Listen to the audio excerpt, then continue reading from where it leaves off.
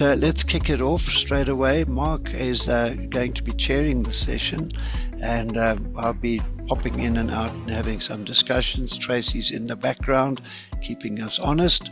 So basically, we'll do a quick welcome, and this is it. So welcome to everybody, and especially to our Steerco members who've put in so much work over the last 6 months or so. Thank you for being with us today. And you're going to have delegates will have a feedback from each one of our regional Steerco members. Any moment now, I'm going to pass to Mark, who, as you know, is a specialist in the GBS world and has done a massive amount of research. But this is my slide. This is the one I use a lot in my workshops and presentations, because this, for the rest of the world, puts our beloved Africa into context in terms of size, in terms of scope, in terms of opportunity. So just by way of housekeeping, everybody will have access to the slides, and everybody will also be given access to a edited version of the recording on our new Africa Federation YouTube channel. So without further ado, over to Mark, who's going to chair the session, and to start off with, give us some of the very latest hot off the press stats about the BPO GBS sector across Africa. Over to you, Mark. No, thank you very much, Rod, and hello, everybody. Welcome to the launch of the Africa Federation of GBS Associations. It's very exciting to be part of this initiative. I'm very honored as well to be part of the great initiative, which is really looking at how we can foster growth across the continent and to promote Africa as a global GBS destination of choice. The slide that you've just seen now looks at some of the opportunities that are in South Africa, the great population, over 1.5 billion, as well as massive reserves of resources, both in talent and natural. But what I'm going to share with you today is just some of the latest market overview and analyses that we've conducted. You may have seen some of these slides previously, and have been party to some of the information that we have. When you look at the global market for BPO and ITO services and shared services, it's estimated to reach about 1.2 trillion in 2025. We've just updated these figures. It was 1 trillion, reaching 1 trillion by 2023, 2024. And the global market for BPO and ITO and shared services sectors employs just over 43 million people. Africa, however, constitutes about 2.8%. It was previously 2.5%, so there's been some growth, which is good to see. But Africa constitutes 2.8% of that global market workforce.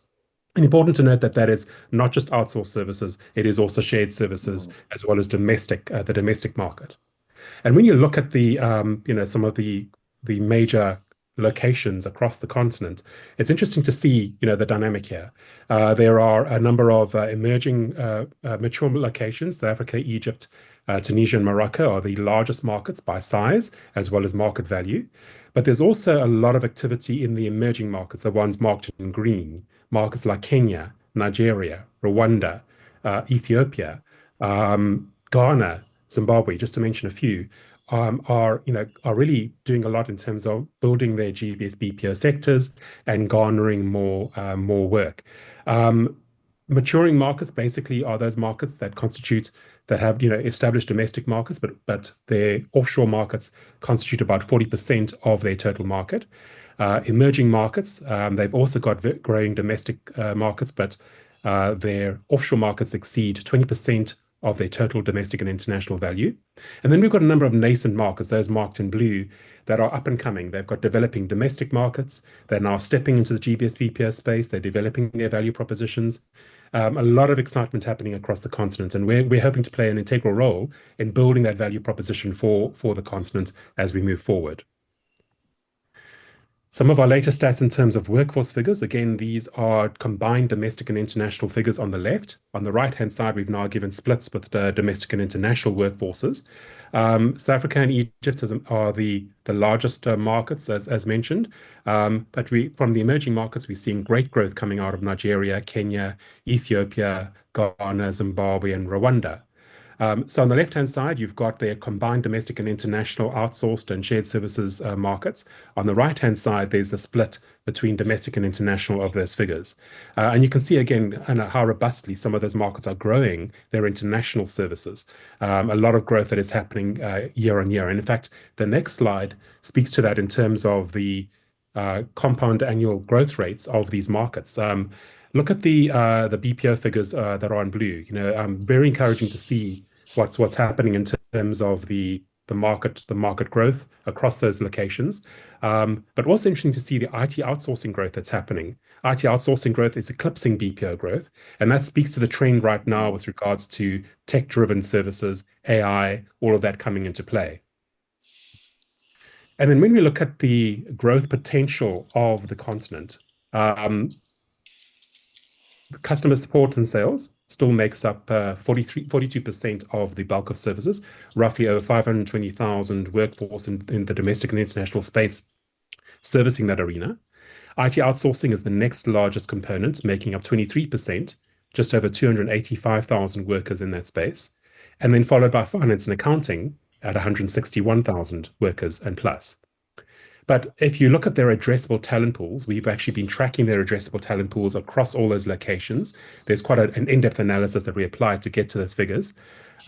Just in the customer support and sales arena alone, there's 11 million people that can be tapped for potential work. So there's a lot of room for growth. In IT outsourcing, 6 million people can be tapped for IT services. And then in the F&A space, 3 million people can be tapped for finance and accounting services. So it just gives you the idea of there's a lot of room for growth and what that growth can look like. And Rod, I mean, if you look at this slide here, which I think we've also covered previously, taking that global growth potential, right? If you look at the slide that I had earlier on with the global growth 1.2 trillion in size, if Africa was just to capture 1% of that, that would translate into 500,000 new jobs for the continent. A lot of those can be tapped for servicing, customers, providing customer support and sales services, IT and other services for the continent. So that's just 1%. Imagine if it was more percentage points, what that could look like in terms of growth for the continent. Mark, on that point, I mean, you've been intimately involved in researching across Africa, across the sectors. What is your gut feeling about the realistic objectives that we could look to and targets in the next 5 years? Is it 1 percentage point? Is it 5, or is it even greater than that? What's your intuition? We're not going to hold you to it, but that's interesting. So interesting question. So I mean, if you look at that slide that I put up earlier on with the growth that we've tracked, there's been 0.3 percentage growth. This slide here. 0.3 percentage growth that's happened just over the last year or so. So, the growth is happening. It's not not to the levels that we would like it to be, obviously, but with interventions that are coming in place, with a lot of the industry associations, the investment promotion agencies in the continent that are now getting behind the sector. Presidential support in various countries from the top down is now a big component that's driving growth.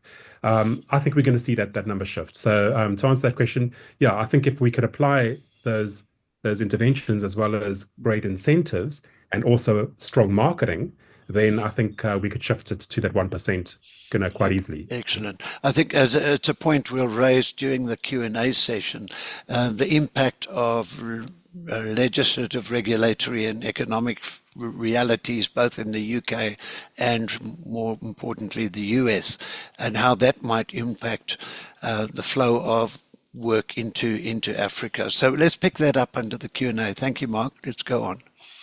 And it speaks to what this slide, which is my last slide in this section, which is the common constraints and challenges, right? So if you look at this on the demand side, there's a number of constraints that face the continent that need to be solved. Insufficient promotion of the business case for the continent, lack of representation in global markets. There's still negative perceptions about either certain countries or the continent as a whole. People not really realizing the true talent and the true potential that it exists on the actual continent. And on the right-hand side, then there's supply side constraints, shortage of managerial talent. We know that is a global problem. It's not just an African problem.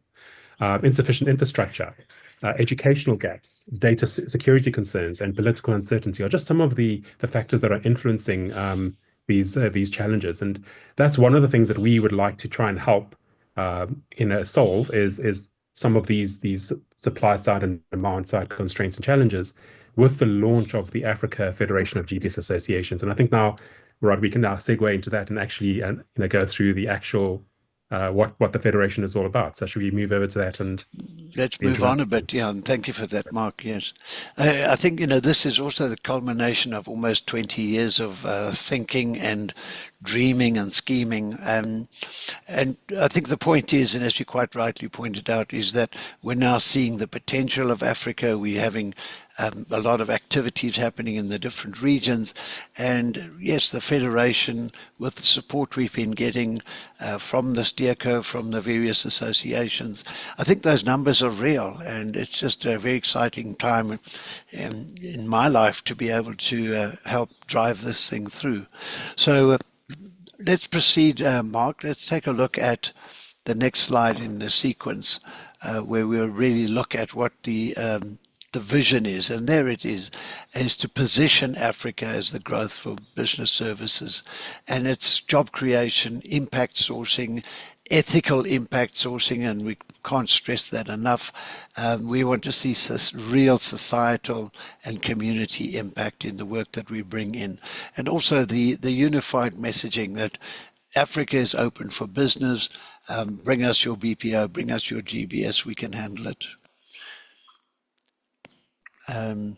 So there you see the mission is to use the capacity, use the capabilities, use the experiences gained, use the mistakes that we've made in different areas and learn from those, and help mentor, guide, and assist in different regions where it's necessary, with the helping to form associations, helping with the governance issues, knowledge sharing, experience sharing, and opportunity sharing. So I think that really sums up what this is all about, and we're very fortunate to have a Steerco working with us at the moment, supporting these objectives. For those who haven't seen any of our collateral before, we're very proud to be able to say that these are our current country members, our foundation members, where we have a lot of activity happening in each of those regions. And I'm quite sure this time next year, we will have many, many more industry bodies representing the countries right across Africa. We have a lot of interest coming in at the moment from Mauritius, from Namibia, from Madagascar. I was on a call this morning. So a lot of action and activity to support the growth. And of course, we'll talk about those just now. But Marcus, what are the other growth areas that you connected with and you envisage? Yeah. So Namibia and Botswana have been putting up their hand. We're getting interest from them, and those are just some of those nascent markets that I was talking about earlier on, where they've realized the great opportunities in this space. So they've been engaging with us, and then we've also been having some engagements with some of the francophone, French-speaking countries that are going to be covered as well in the slides from the Steerco. So yeah, so encouraging to see that. So we're going to see this membership certainly grow over the next year. Yeah. Well, very exciting, and I'm really chuffed to be part of this growth. Let's take a look at the key objectives. Now, I won't read all of those, but as I said, the slide deck will be made available to everybody on the call. But yes, we're able to assist through the experience that we've gained and the experience of some of the Steerco members who've been there, done that many times over. So engaging with investment agencies, government departments, sharing the vision of job creation, economic stimulation, foreign inward investment, etc. Also, just before anybody asks the questions, a little bit further down the line, there'll be certainly opportunities for operators, vendors, and all parties interested in building the pie, building the industry right across Africa, and in sharing in that growth and opportunity. So those are really the underlying objectives behind it. being a little bit more succinct, local operation capacity building. You'll see some publications coming through from the association, from the federation, on best practice guidelines for establishment and operation of contact centers. A lot of IP is out there for sharing. We'll be driving and working in partnership with organizations subscribing to impact sourcing. Research, I've already seen some of the information coming through from GBS World and Genesis Analytics. Be sharing that information, which will all be extremely valuable when it comes to business development. Trends, and then global demand generation. It's already started through our various channels and activities and our business networks. The spotlight has turned on Africa, and it's up to us to make sure that the Federation, its membership, and the associations comprising the Federation are in a strong enough position to support all these international and global marketing activities and business development initiatives. And right now, some exciting news in the governance structure, right? On the steer Yeah, curve. well, Mark, why don't you talk us through the steer curve, because this is very Yes. close to my heart. Absolutely, absolutely. So, in terms of the governance structure of the federation, we have four areas of governance. The first being the formation of the steerco, and we are very proud and very honored that the steerco members from the key regions have joined us today. We have Amal Hassan from the West African region. We have Chantal Kayonga from the Central African region, Resni Sinj from the Southern Africa region, Rolana Rashwan from North Africa, and Von Wiesen Bedi from the East Africa region. They're going to be giving, short rapid fires imminently. But the steerco was formed as a guiding body to help us in this formation stage of the federation, to get us to this stage where we've got the website up, we've got certain things in place, we've got the constitution, we've got a number of other factors that we wanted to put in place in terms of planning and strategy, and we're pleased to be working very closely with them representing their regions. What will happen is that within a few months' time, the steerco will fall away, and then a board will actually be appointed. And the board will have more members. There'll be more seats in the board, so more representation from the various regions. And the board will then be the driving factor with a rotating chairperson for each region that will actually provide strategic guidance and ensure compliance and ethical standards are adhered to for the actual federation.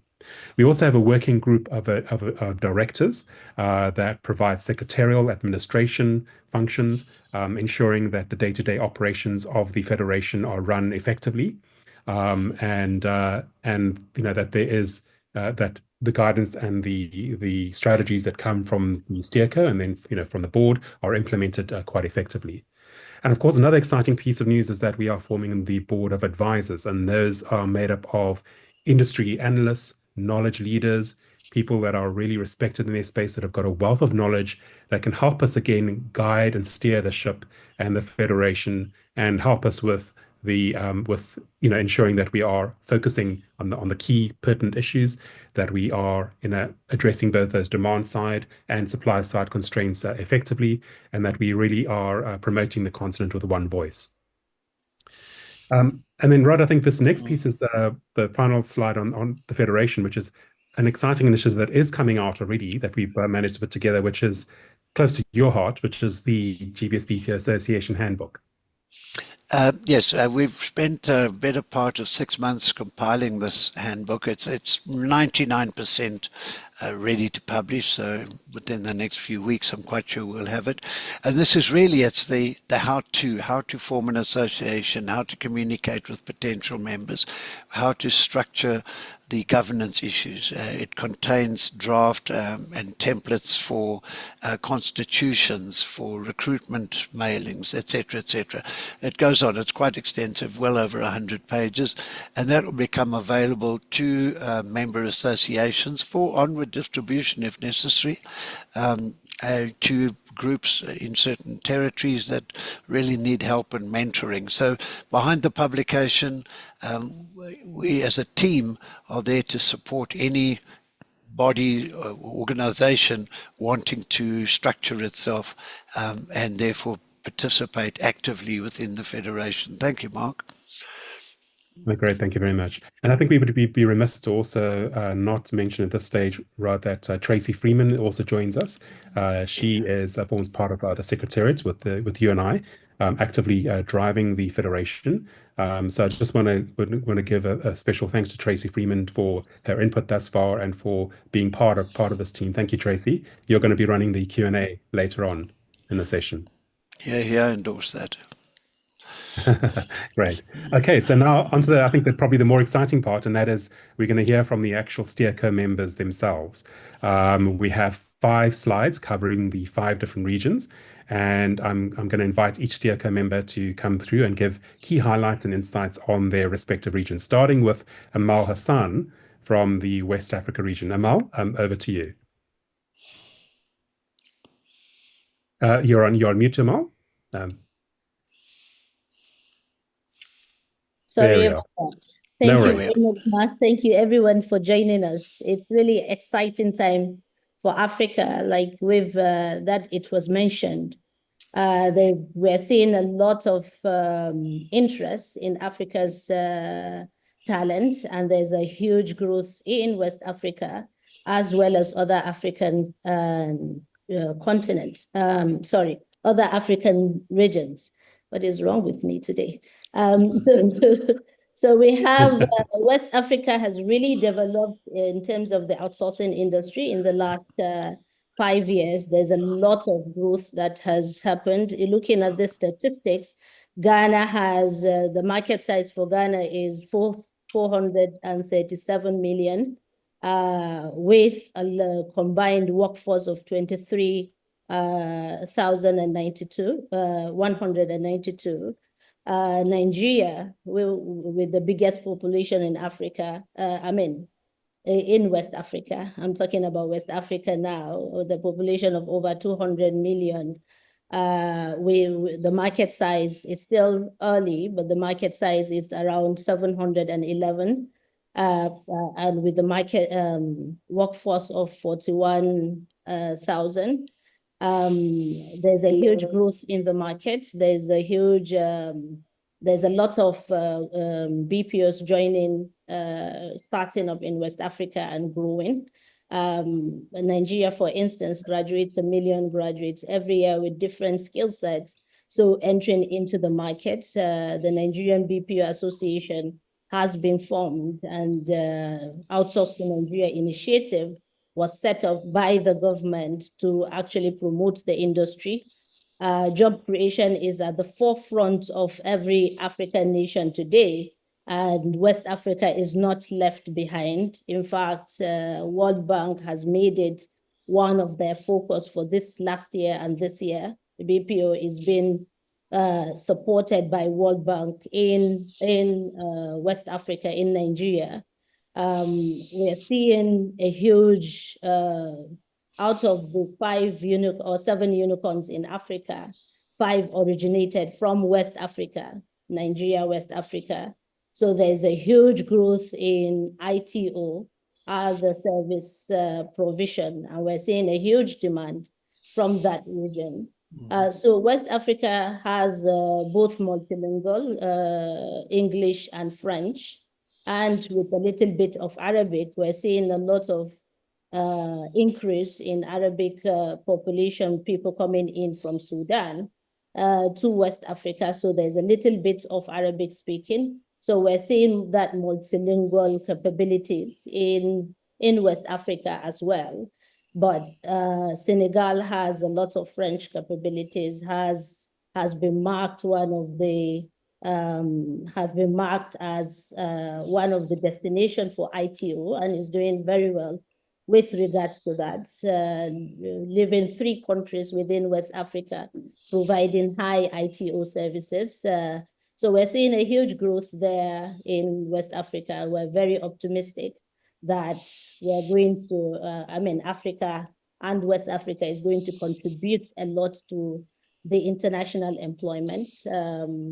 So let me just, I don't know if I can stop there or I can continue talking. So let Yeah, me. brilliant. Thank you, Mel. You're doing a great job.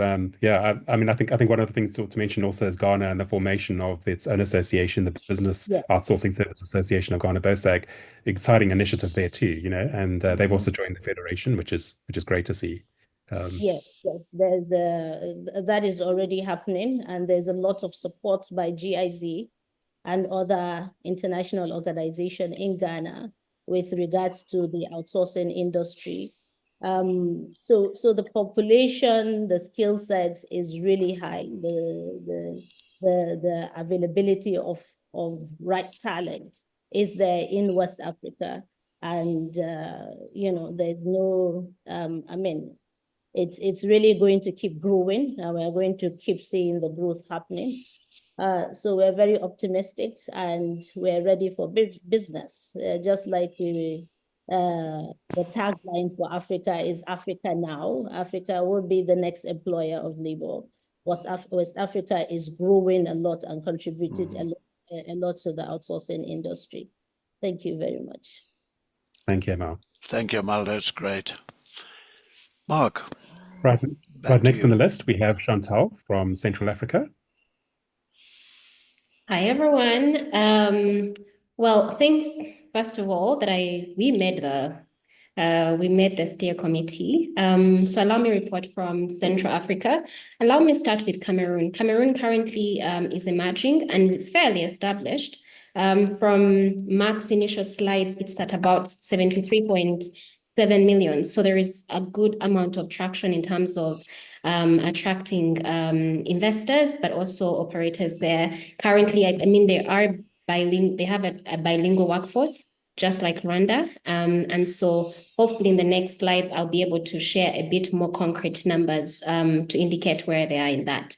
In terms of Rwanda, currently, Rwanda is at 3,480 job seats, and those job seats are divided mainly for outsourcers. So we haven't yet captured the captive companies, and that is whether it is the call centers for banks, for hospitals, and all of that. That data we haven't yet captured, and we'll indicate it in hopefully the next webinar. But currently the seats we have is about 3,480. Majority of that is BPO. Please maybe let me note that the GBS sector is actually very young. So it's been in Rwanda for about close to 4 years, and it has risen to 3,480. Majority of it is BPO. ITO takes a smaller portion of it, but there has been efforts to increase the ITO demand generation, but also in terms of skilling partners, which I'll come to. When you look at, in terms of language skilling, Rwanda is bilingual, so that means we service clients in French, we service clients in English, and currently for B2 we're at 75,121. However, maybe just let me add here that we've seen a lot of increase in terms of partners coming on board to skill for language to be able to meet the demand currently, but also in terms of the future demand. So that could include EF, which is Education First, which is Harambee. We are working with different universities, GIZ recently. GIZ, under the Investment for Jobs, recently launched the National Language Assessment. And that is to help us understand in terms of landscape, how many French speakers do we have? How many English speakers do we have? Can they service the demand that is coming and is currently in market? So in terms of skill, we've seen a lot of efforts in terms of scalers, but also in terms of from both a perspective of English, French, and ITO as well. Maybe one thing to actually, celebrate, given that we're a very young sector in Rwanda, is the fact that we're globally number 8 in technical and help desk support, and for the first time we ranked outstanding for digital contact services. But when I come to these seats, I would like to highlight some of the GBS companies that have played a critical role in growing the seats. So whether it is CCI, whether it's ISO, and recently T-Tech joined the market, so we'll be able to see them grow as well. I've seen Deriv on the call, and we've seen a lot of skillers as well on the call. So TTEC joins February, and hopefully by the end of the year, they should have increased, but intend to do about 2,000 seats within the next few years. And then in terms of government, Rwanda has declared the GBS sector as a priority sector. So that means we have full backup from government in terms of whether it's policies, whether it's incentives, but also in terms of demand generation. So we no longer go to look for clients just alone, but government plays a very critical role. And speaking of that, in terms of the GBS Growth Initiative, which is the industry body, it is governed by government and industry players, which helps us, one, problem solve really quickly, but also in terms of finding demand and looking at what are the strategies for the next years coming. In terms of, in addition to government participation, currently there is an initiative called 1 million coders. And this is an initiative that was created by government to increase IT skill, so that we can actually attract more ITOs into the country. As we attract more skill as we develop more skill into the country, we also need to bring in more demand into the country. Last year, we, through the support of the GBS Growth Initiative, GIZ, Invest for Jobs, we had the first roadshow as Rwanda as a country, and it was to Berlin and all the other four cities to meet investors, to understand their needs and help grow the sector. So given the learnings that we got from that, we're looking to actually do that one more time this year. And this time it will be in Brussels, it will be Netherlands, and I'm attending the GITEX conference in Berlin. So there is a lot of efforts going into skilling, efforts going into demand generation. But then I wouldn't stop there without saying, regarding the funding secured from the MasterCard Foundation to grow 20,000 jobs within 5 years. But that also means if we're growing 20,000 jobs within 5 years, we are also scaling massively. So that's just 20,000 is just for Rwanda. There is a portion of it to South Africa. I'm sure Reshni will talk about that. But clearly there is traction on the continent, and at least on behalf of Central Africa, we are putting in effort to actually ensure that we meet the demand, and as well as see if we can attract more numbers to Central Africa. Excellent. Right. I think I'll have to come and visit very soon. It's been a long Please, time. It's a long time since I've been to Rwanda, so look forward to seeing it. Please do. I'll be there. Thank you, Chantal. I think the one we've been remiss to also mention that whilst we've got the addressable talent pool there, the B2 English level talent pool in Rwanda is also a bilingual market like Cameroon, so you also have French skills there, right? In terms of French language skills, that is. Am I right, Chantal? Yeah, you do. Sorry, you're nodding your head. Okay, great. Good. So thank you. That was a great overview, Chantal. We're going to go to the next STECA member covering the Southern African region, and that is Reshni Shinj. Reshni, thank you.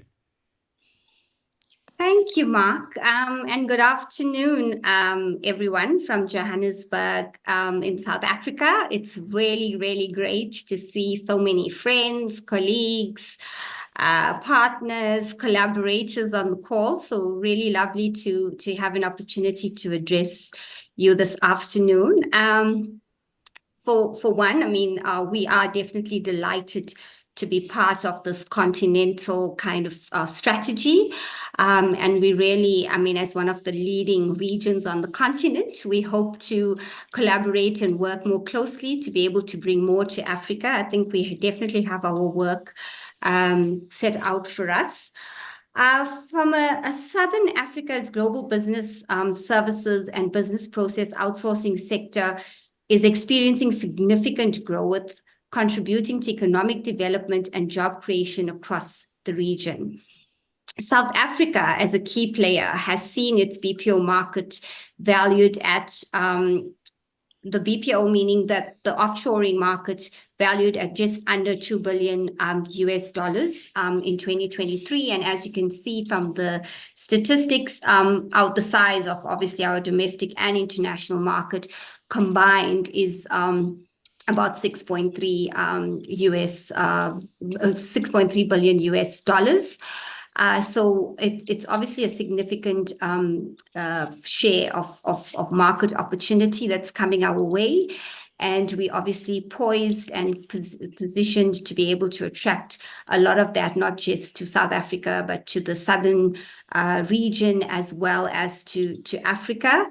And we are doing that obviously through a very targeted and prioritized strategy, obviously working with government, and we prioritizing obviously using the GBS master plan, where we are hoping to attract 500,000 new jobs to South Africa by 2030. The size, obviously, of our workforce, both domestic and international, is sitting at about 377,000 at the moment. And from an offshore perspective, that's probably sitting at about 140,000 at the moment. So we obviously have quite a way to go before we get to 500,000. But I think there's a lot of attention and focus and support, obviously through partners, through donor funders, etc., to be able to assist us in accelerating our efforts to be able to attract the demand to South Africa. Obviously, geopolitical issues do remain at the forefront of what we are planning at the moment and strategizing around that to ensure that we do not lose momentum in terms of our growth plans. And BPS has obviously put a very clear plan in place to be able to support that, from a South Africa perspective, and hoping that we can share some of that with the rest of the continent as well.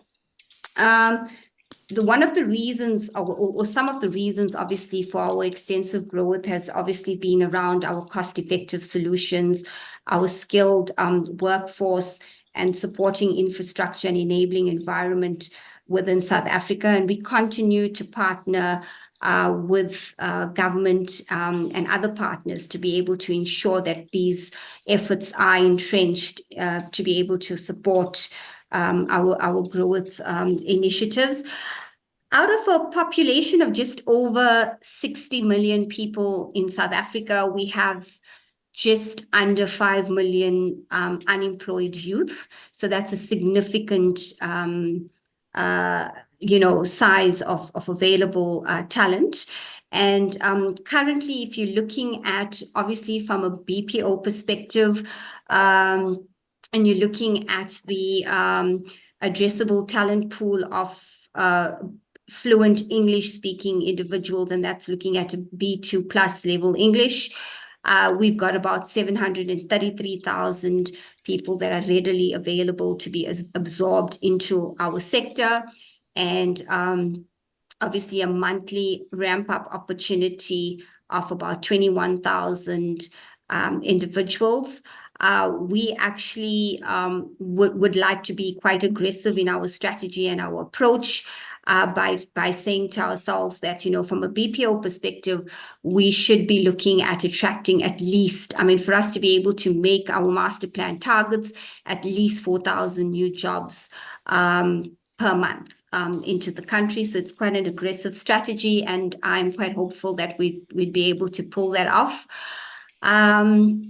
Obviously, we've had various different rankings in terms of our global positioning, with the latest one obviously being placed second as the most favored CX offshore delivery destination in 2024, and hoping that we'd be able to get to the #1 spot again really, really soon.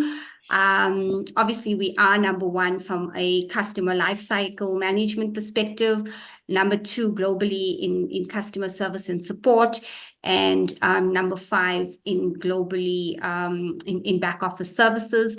And that's a position that I personally would like to shift in the near future, with having a very targeted and focused professional services value proposition, as well as a digital and ITO value proposition. Just to give you a bit of insight on the other country in terms of Southern Africa, and that is the Zimbabwean market. They ranked capable for back office and CX services in the GBS World Rankings.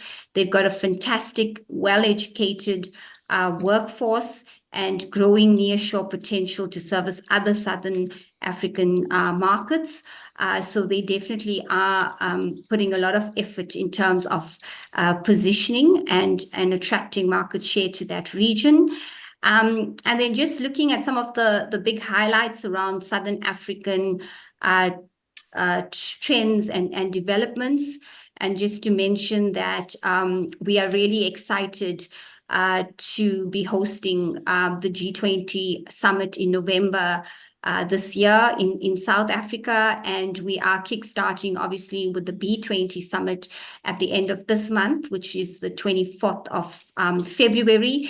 And obviously, as a services sector and industry, we have definitely been invited to participate and be part of that.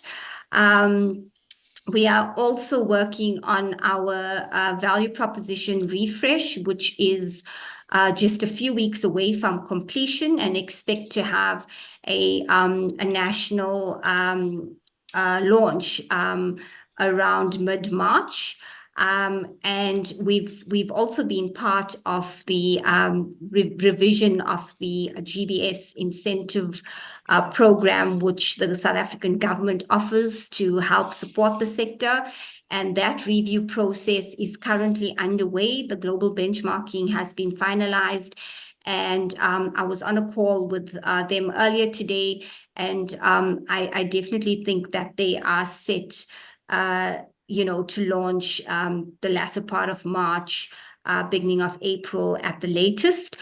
So having those two key focus areas being reviewed puts us in a very favorable position in terms of attracting or positioning ourselves to attract more work, especially from the UK and the US markets.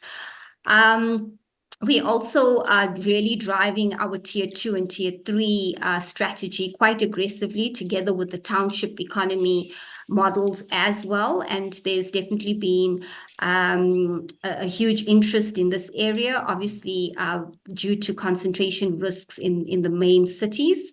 And we've been collaborating, obviously, with regional and local government to be able to get as much support to be able to attract growth in those regions.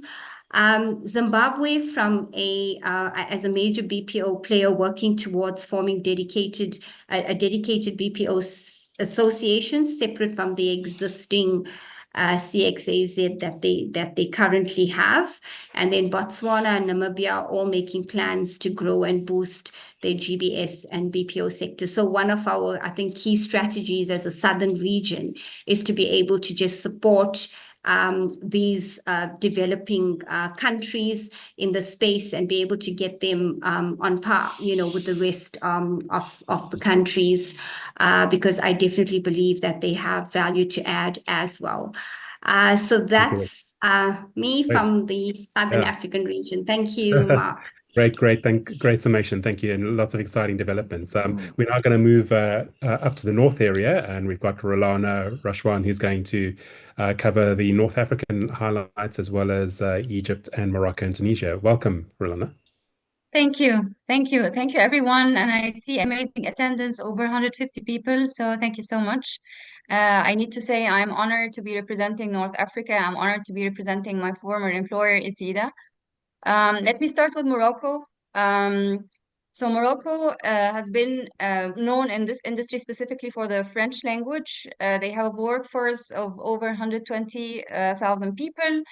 They've also been ranked, according to the GBS World, as top 10 globally for customer lifecycle management. Their governments are putting a lot of effort to put Morocco on the map, to attract more investments, and they are diversification. There is diversification in the number of and the types of services they're providing. They're putting in investments in parks to attract different types of investments. Moving to Tunisia, also a good number of people working in this sector, close to 100,000 people. Given the population of both countries, I think these figures are really, really good. So Morocco is around 40 million people, Tunisia is around 12 million people. So I think these figures are very interesting in the GBS sector. Tunisia has also been ranked as proficient in the ITO and digital services world ranking. Moving to Egypt, there's a large market size of over $5.6 billion, and this is both domestic and international. And have you seen in Mark Angus' slides that there has been a lot of focus on the international services, a workforce close to 330,000 people. And I think the most interesting piece here on this slide is that the monthly ramp up, so how many people you can actually employ monthly without exhausting the talent pool, which is over 50,000 people. So you can employ 50,000 people in a month and still don't face challenges with over exhausting the talent pool. Multilingualism has been one of the very attractive points in Egypt. So Egypt is serving over 20 languages. The top ones are English, French, German, Italian, and Spanish. And as you can see here, there's around 2 million people with B2 plus English language. Talking about the ranks, so Egypt has been on the top 5 places globally in the CX offshore delivery for Ryan Strategic Advisory. And last year, it also has been a tie with Morocco, which is good to see Morocco coming up in the top 5 as well. Moving to the recent developments, so you can see here on the slide few names which were more focused on the BPO industry. So these are all new news just early 2025. So Concentrix has announced $1 billion investment, $1 billion investment in Egypt, adding 16,000 multilingual jobs. So aiming to reach 35K by 2028. And this expansion also includes a new center in Mansoura, which has not been famous for the GBS industry. So this is good news. Fondebra has also just announced 5,000 jobs expansion and also a new center in Luxor. And I believe Luxor would be an interesting space specifically for impact sourcing. Connecta, which is a Spanish headquartered company, has established a regional HQ in Egypt with 100 million investment and creating 3,000 jobs. And what's very interesting also is establishing their first center of excellence for Gen AI in Egypt. I think also it's worth noting here that with the changes I've been witnessing is that also consulting firms like PwC, Accenture, Deloitte, Capgemini, they all now have technology centers or technology innovation hubs in Egypt.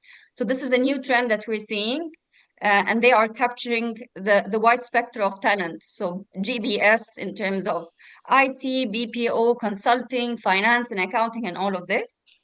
It's very interesting also to know that Morocco is hosting in April the 3rd edition of the GITEX Africa. For those who don't know GITEX, it's the largest technology events happening in the Middle East. It has been running for decades now. So Morocco is hosting the 3rd edition, and there's also another new edition in Europe taking place in Berlin. Anything you guys want to add? No, great information. Yeah, fantastic. Thank you. Again, just incredible insights into your region and what's happening in Egypt. Impressive investments coming through from a lot of those operators as well. So thank you. Thank you for that overview, Rolana. Thank you. Rod, I think we're going to go to our certainly not our least, but our final speaker, Van Wiesen, who's going to cover the East African market. Again, a lot of exciting opportunities happening there. Over to you, Van Wiesen. Yeah, thanks, Mark. I just would like to say first, it's a very important initiative that we have been working on for the past almost a year now. 6 months, I would say, 6 months to a year. That's coming together as Africans to promote this industry. It's really the next big thing, and governments do believe that.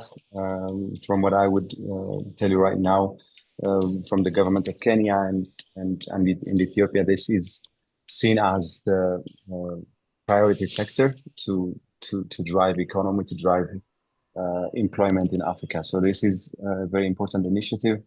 We're hoping for more countries to join in this initiative and hopefully create a global impact that would affect African youth. And of course, to say a bit about East Africa, Mark would highlight a little bit more on maybe later. Mark, you should highlight the fact that we are not putting Rwanda here. Rwanda is in the Central Africa now, but the way we see the maps, I think it should be explained afterwards. But then let me look at the Kenyan market and the Ethiopian market, what's happening in the sector. And the GBS sector is growing quite in a very interesting way, really. And private sector, government are doing a lot to make sure that it accelerates. So these are emerging markets. Kenya maturing a bit more, starting with Kenya. The domestic and international GBS market size is more than $700 million. And that is really quite interesting with the fact that Kenya serves the English market with more than 640,000 youth as talent pools, and that is really huge number.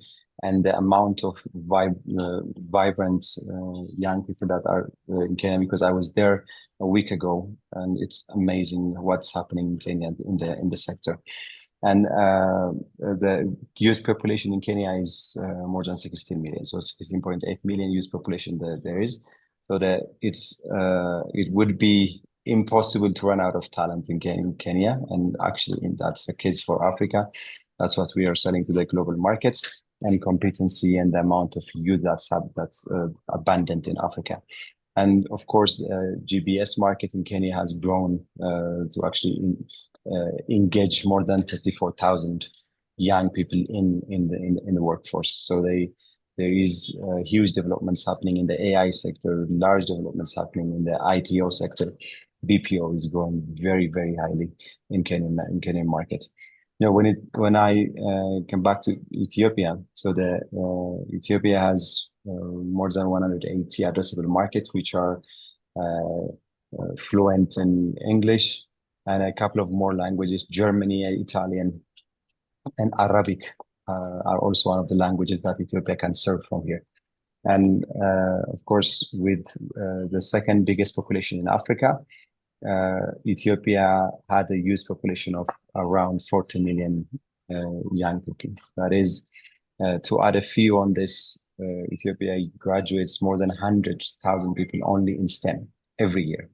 And these are supported by extra training initiatives supported by development partners. As I would explain in a bit, for example, there is a 5 million coders initiative that we have launched very recently. And there are other initiatives, university collaboration programs to make sure that BPO and the ITO sector are very efficient in serving the global market. And of course, right now, at this point in time, Ethiopia youth is engaged in the GPS and BPO sector are more than 32,000, almost 32,825 people are involved in the sector directly right now, and serving the market size of 337 million USD. And to say a bit more on what kind of initiatives are happening in Ethiopia and Kenya, and to start with Kenya, the Kenyan government actually had a Vision 2030 economic blueprint that is designed to make sure that there are more than 200,000 jobs in the BPO sector by 2030. And that is with a vision to account for more than 10% of GDP through the BPO sector. And this is a huge undertaking from the government. And it is happening through special economic zones, establishments in Kenya, including privately owned ones. One of the very interesting markets in Kenya is there are privately owned special economic zones, quite a lot of them, operating and making ways for BPO investments in Kenya. And these are zones that have tax privileges, zones that have uninterrupted internet and power infrastructure. So these are very interesting initiatives from Kenya. And of course, with Ethiopia, what's happening is there are development partners, NGOs, putting in a lot of investments, a lot of resources to encourage the market to grow in the BPO and ITO sector. Mm-hmm. And to give an example of that, for example, with the MasterCard Foundation recently launched a project to create 25,000 jobs in the next 5 years is one of the initiatives that is happening here in Ethiopia right now. And the 5 million coders initiative is an initiative that was launched 2-3 months ago in Ethiopia to equip 5 million Ethiopians with a global scale coding talents. And of course, other development partners like GIZ also contribute a lot in the sector. To be specific, there is a very specific BPO specific project going on with GIZ to create 3,500 jobs in the next 3 years. And of course, Kenya is currently reforming its outsourcing association, which is also going to be very vibrant association that will lead to better insights in the industry and support. And with both these countries, ITO is biggest focus, but BPO and customer support being the second biggest in Kenya. And Ethiopia, one of the other things that are happening are the Ethiopian IT Park is reestablished as a new entity to accommodate ITO and BPO firms, already attracting investments from overseas countries, including CCI, for example, have invested a lot in Ethiopia right now, hiring thousands of people here. And of course, international exposure visits have been happening a lot by Ethiopia for the last 3-4 years. Ethiopian BPO firms have been visiting overseas market, exhibiting international ventures, as explained earlier. So in GITEX Africa, GITEX Global, there is always an Ethiopian and Kenyan presence over there. So that is happening. Government is supporting, development partners are supporting, Ethiopian Outsourcing Association, Kenyan Outsourcing Association are supporting. And these emerging markets are going to be very very soon. And the future looks very bright for Eastern Africa and the GPS sector as well. Thank you, Mark. Thank you, Vanessa. Thank you. Fantastic feedback. Thank you. Mark. All right. Yeah, we move over to the Q&A session now. And Tracy, I believe there's been quite a lot of input and a lot of questions in the channel. And just an invitation, we know that we're reaching the top of the hour. In fact, we've got 1 minute left. We will continue if you're happy for us to continue and answer some of the questions. We'll go on, Tracy, for another sort of 10 minutes or Rob, yeah, another 10 minutes. I'm good. Yeah. So those of you are welcome to stay on if you'd like to for the Q&A session. Yeah. I'd also just like to reiterate, I'll be editing the video recording of today's session either later tonight and put it online tomorrow. So even if you do need to drop off, we will certainly be sharing the outputs and the results of the Q&A session. Tracy, over to you to run the Q&A session. Thank you. Thanks very much, Rod, and thanks to all our steerco for giving us a bit of an overview on their specific regions, and Mark for giving us a sort of a broader continental overview. There's been numerous questions that have come through, both when the registrants actually registered. There were a couple of questions, as well as during the chat. So thanks to everybody for your questions. We'll respond to some of them now, but I think some of them have actually been answered as we were chatting and going over exactly what is happening in each of the regions. So one of the big questions that came through during registration is, how does an organization become a member of the Africa Federation? So the Africa Federation is made up of the IPAs and industry associations as members. So we encourage you to actually join your local country industry association or IPA. And through them, we will be connecting and engaging with you. We obviously have put a call out to partners, to sponsors. There will be a lot of initiatives and engagements that will be happening across the continent over the next couple of years. And it'll be that way that you'll be able to get involved more directly. but that I'm sure responds to how to become directly involved. Also, lots of questions around how do we get access to the information. As Rod and Mark have said, we will be sharing the deck and the recording of this call, but equally a big role that the Federation has is to centralize the knowledge that you are looking for as expanding players, as current operators on the continent, as clients looking to come onto the continent. So that's where you'll see a lot of that information and the collateral that is required for easy access and entry into Africa on the website, and we'll be sharing that with you. There was a statement that was made, or a comment, that they were excited to join, just getting a better understanding of the capabilities of the region, what logos are already here, incentives that exist, the benefits, talent availability. I think we've touched on that, and as we share the research that we have, you'll be able to deep dive and drill into the continent at large, but each country as well. One question that I would, and Rita Soni, thank you so much, from Everest, thank you for your comment. You said that it's interesting to see the domestic versus international workforce statistics, and just reiterated that a large domestic workforce is a great indicator of a country's economic growth and maturity. And that's very, very true. So thank you for putting that into the chat as a comment. And I am going to hop over to some of the questions that we received. So Noel Cullen, thank you very much. You were very active in our chat. Couple of questions. Mark, I'm going to throw the first one to you, and of course open up to our steerco if there are any additional insight that you'd like to share. But the first one is around cyber risk and security, data security. So cyber risk and data privacy are often cited as concerns when moving activities into different parts of the world, in this case, Africa. How are the local markets addressing this? I'm not sure if that is something that you can respond to with the research, Mark. No, that's a great question. Thank you very much, Noel. So there's multiple initiatives to address that. And again, I would welcome some of the steerco members to give their input at what they're seeing in their own regions. But from the research that we've conducted, there is certainly very strong initiatives that's been put in place by at a country level and a regional level for organizations, operators to adhere to various data privacy regulations such as GDPR. GDPR being, a very centric regulatory framework that a lot of the countries have adopted, and we all know that GDPR rules are instituted by the European Union and have very strict policies in terms of the management of data. But we're also seeing a lot of operators, specifically also those that are servicing the US market, they don't necessarily house the data on site or even in their location.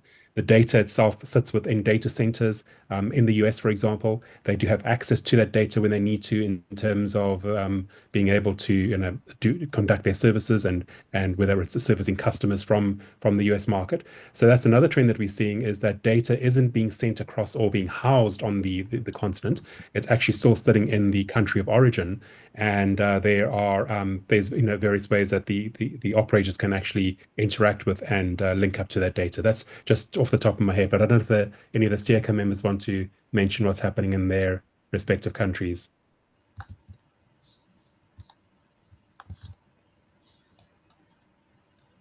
Any takers? Okay, I think that you've given sufficient response to that for right now, Mark. Right. Thank you very much. I've just had a quick question come through. Do we have any insights on Uganda?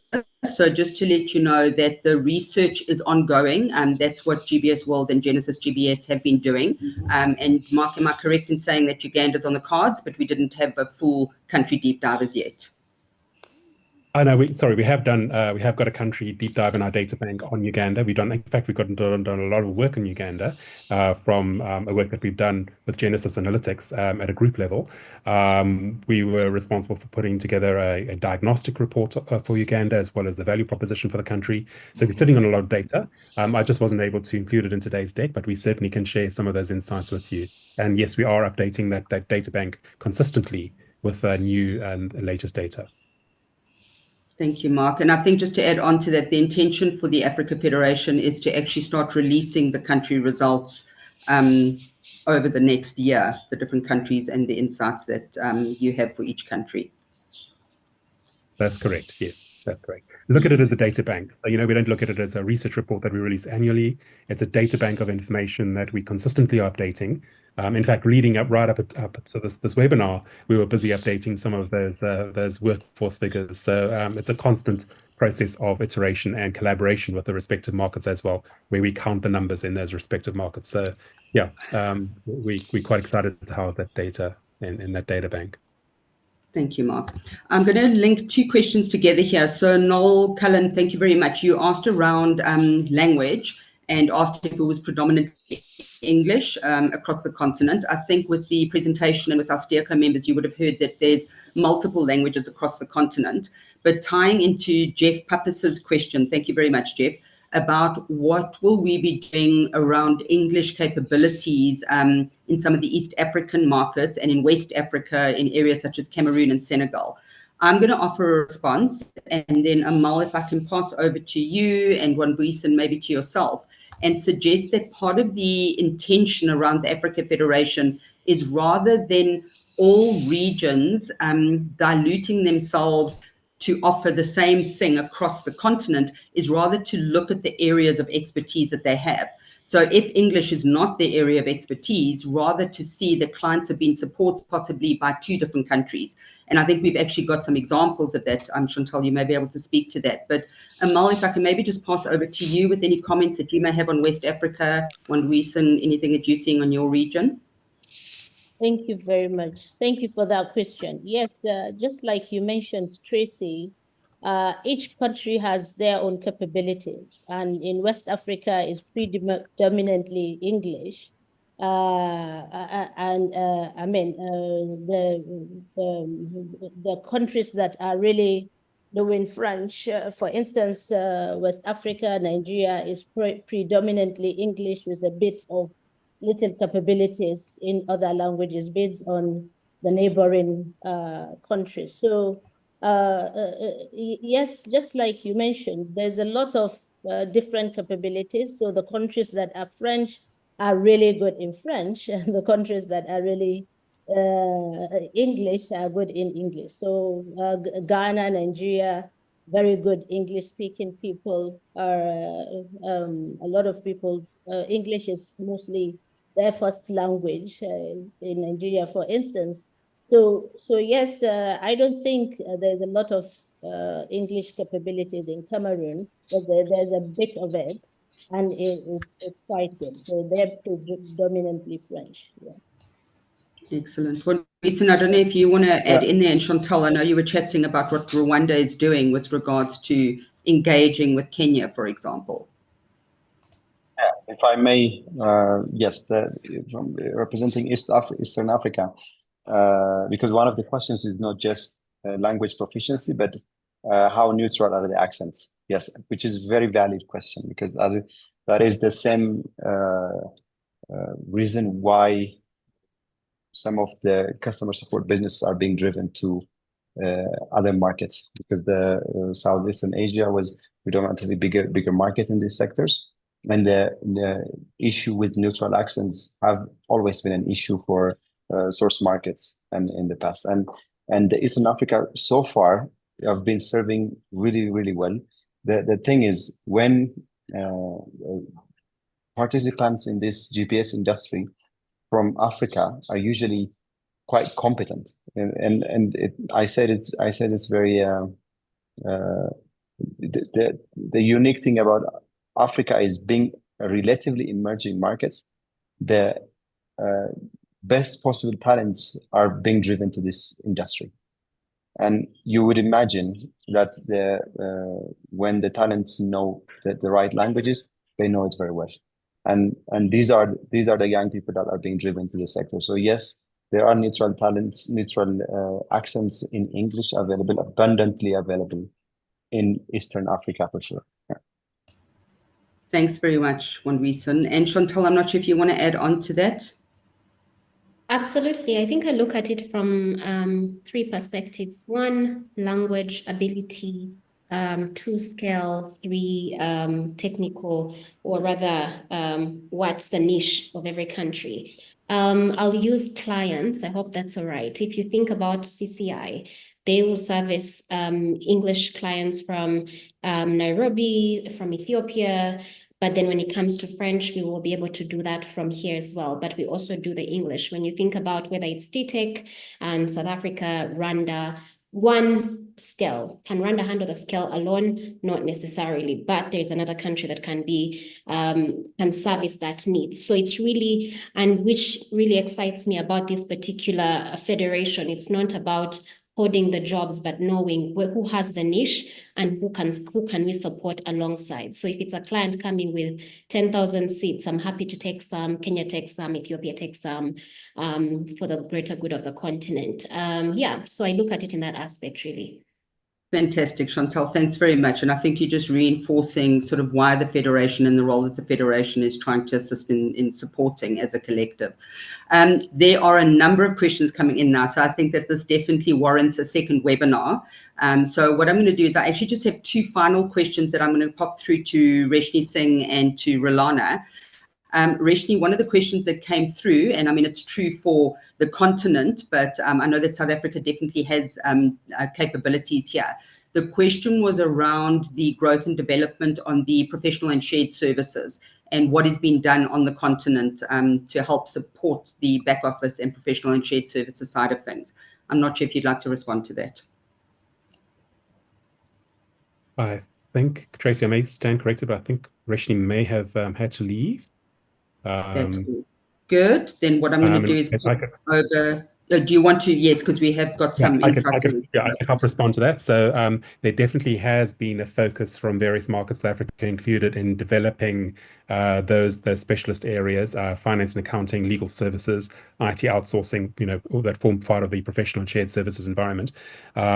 We were instrumental in putting together the value proposition, the professional and shared services value proposition for South Africa that is being utilized to promote and to develop that part of the sector.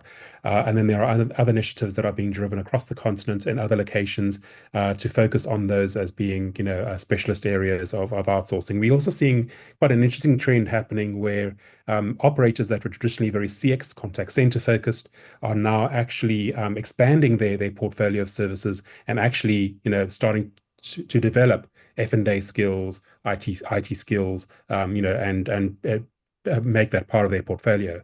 A great example, actually, of that is Amal Hassan and her operation in Outsource Global in Nigeria, who not only does provide CX services, but also legal IT outsourcing and finance and accounting services. And we're seeing that trend happening with a lot of operators across the continent now. Thanks for responding to that, Mark. I appreciate it. And then I think what I'll do is the last question that will just pop in here. There's a lot of questions around infrastructure, which will be great for us to have a separate session on with each of our SteerCo and the broader member community, so we can respond to what each country is doing from an infrastructure perspective. But Rolana, I actually wanted to ask you to chat a little bit around digital and IT capabilities. That's a question that's come up about what are the digital and IT capabilities look like and what are we doing as a continent, but maybe you can speak to it from a North Africa perspective on the skills growth and development for IT and digital capabilities, if I can pass that over to you.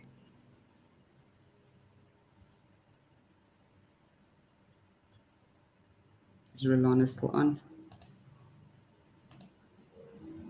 Oh, she may have had to. Yeah, we did release Rolana. We did release Rolana as well. Yeah, I think she had to drop off as well. Yeah. Okay. Yeah. So I think that in itself actually is probably a good place to end the session.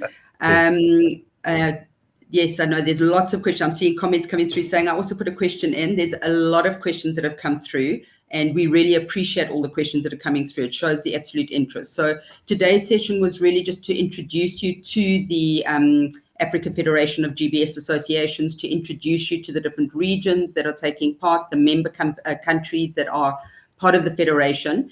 And we have all your contact details. We will be sharing this presentation as well as recording, but equally there will be a number of sessions that we will be hosting because there's clearly a lot of need for additional insights to be shared with you. So Mark, I'm going to say thank you so much and pass over to yourself and Rod to do a close. Great, Mark, thank you. Yeah, well, you I go just for wanted to say no, thank you. I just want to say thank you, and I'm looking at all these questions now in the chat. There's a lot there. So absolutely, I think there needs to be a follow-on webinar, and potentially what we can also do is take some of those questions on and do like a Q&A, Q&A running order of the questions that have been asked and some responses, and get back to some of the people that have responded. I'm happy to take that on post the webinar to answer some of those questions. So, but thank you very much. Thank you very much to the SteerCo members for joining us, for your input today. Tracy, for your outstanding input in helping us in the formation stages of the Federation, continuing to be part of the Secretariat, and of course Rod for your vision. And this was your idea, this was your vision that's come to fruition. So very exciting to see this happening, and thank you for your stewardship in making this happen. Thank you. Thank you, Mark. I suppose I get the last word now. So thank you once again to the SteerCo members for all the hard work that's gone in over the last 6 or 9 months putting it together. We still have a lot of hard work to do to take us up to the point where we elect the board and we start really delivering to our members as well. So yeah, very, very exciting. Just on the note that Tracy mentioned, we actually will soon, we'll say soon, in the next week to 10 days, put out a program for the next 6 months of our monthly webinars, which will be, we're scheduling them in the Wednesday of the first week of every month. So it's the 5th of March, the 3rd of April, and the 7th of May. We'll be tackling some of the issues that have come up in the questions, but also some of the big ones which haven't been asked today is, how do we attract more business? What is the trends happening out of the UK? What are the buying side trends in the US, given the, shall we say, recent developments in that geography? So I think we'll be putting those webinars together. I'm absolutely thrilled that we actually closed with 240 registrations today, and at peak we had over 150 attendees, which is quite unheard of. So very, very exciting. And I think the fact that everybody's stayed on, we still have 90 people here, even though we've overrun time, it's a topic of interest and a topic of passion for many of us. So once again, thank you to all the panelists, and special thank you to my colleagues Mark and Tracy. It's been a great working with you, and I look forward to taking this federation on the rest of its journey and to its fruition. Thank you again, everybody.